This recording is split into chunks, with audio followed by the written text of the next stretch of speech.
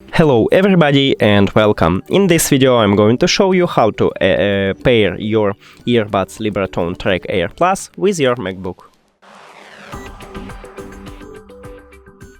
You have to start by clicking at the Bluetooth icon at the top, or if you haven't it, just go to the control panel and click at the Bluetooth here.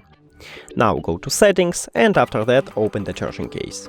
The headphones should enter to prank mode automatically, but if it doesn't, just press and hold this connection button until this light starts flashing white. Here we go. And now we should see it at the device list.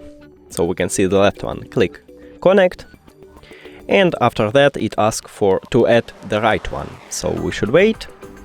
Yeah, and we have something like this. So click connect again. And as you can see, we add also a right one.